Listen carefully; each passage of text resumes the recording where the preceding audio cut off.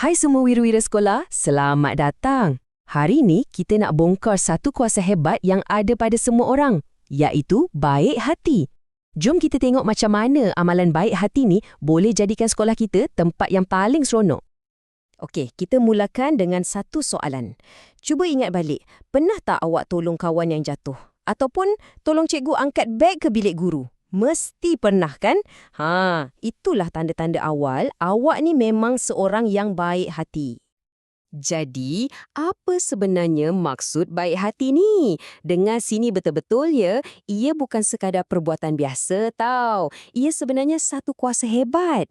Ya, betul. Kuasa hebat yang ada dalam diri kita semua untuk jadi hero atau wira di sekolah. Dalam buku teks kita, ada satu petikan sajak yang best ni. Ia cakap, bila kita bantu kawan, ia tak semestinya kena bagi duit.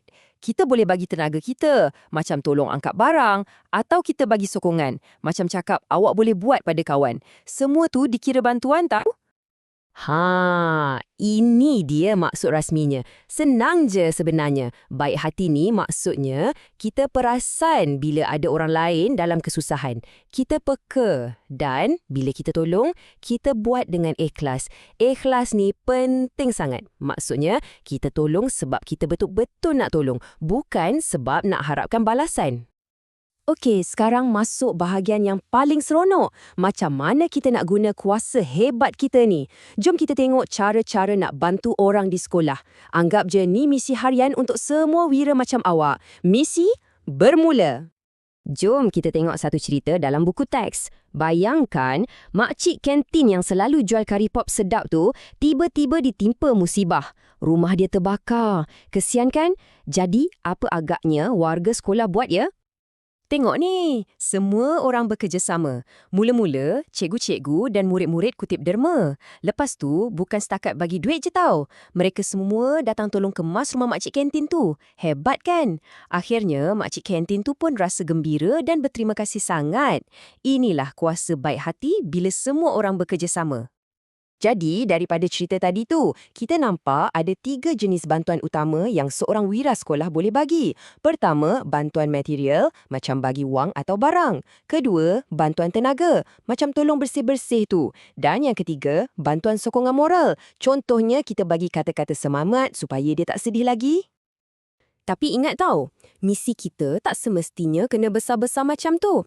Perbuatan yang nampak kecil pun dikira. Tolong cikgu bawa buku, bagi kawan pinjam pemadam atau senyum dan tanya khabar, semua tu amalan baik hati yang sangat-sangat berharga. Kita dah tahu apa tu baik hati dan macam mana nak buat. Tapi, kenapa ya ia penting sangat? Sebabnya bila kita buat baik, kebaikan tu bukan untuk orang yang kita tolong je.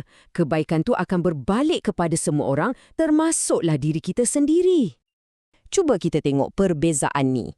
Kalau kita saling membantu, hubungan kita dengan kawan-kawan jadi lagi rapat. Semua orang suka kita dan satu sekolah pun rasa ceria. Tapi, kalau kita tak peduli, hubungan jadi renggang, kawan pun rasa tersisih dan suasana sekolah pun jadi muram. Awak nak yang mana satu? Mestilah yang ceria kan? Selain dapat kawan ramai dan sekolah jadi best, ada satu lagi ganjaran istimewa bila kita menolong orang.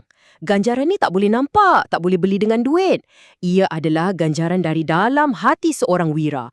Apa agaknya perasaan tu ya? Yang pertama sekali, mestilah kita akan rasa gembira. Betul tak? Perasaan seronok bila kita nampak kawan kita senyum sebab kita dah tolong dia. Kegembiraan dia jadi kegembiraan kita juga. Lepas tu, kita akan rasa bangga. Tapi bukan bangga yang sombong tu tau. Ini bangga dengan diri sendiri sebab kita dah buat perkara yang betul. Kita dah tolong jadikan sekolah kita tempat yang lebih baik. Dan yang terakhir, kita akan rasa tenang. Hati kita rasa damai je bila kita tahu yang kita ni seorang yang suka menolong. Sekolah pun rasa selamat dan semua orang sayang antara satu sama lain. Best kan perasaan tu? Okey semua, sekarang awak dah tahu rahsia kuasa hebat baik hati ni. Awak dah tahu cara nak guna dan kenapa ia sangat penting. Jadi, tibalah masanya untuk awak semua terima misi ini. Jadilah wira sekolah setiap hari. Ingat 4 perkara ni. Seorang wira sekolah mestilah sentiasa ikhlas, tak mengharapkan orang puji atau bagi hadiah. Sentiasa peka, maksudnya mata tu kena tengok sekeliling, cari siapa yang perlukan bantuan. Dan yang paling penting, sedia bantu sesiapa sahaja. Tak kiralah kawan baik kita ke atau sesiapa pun di sekolah.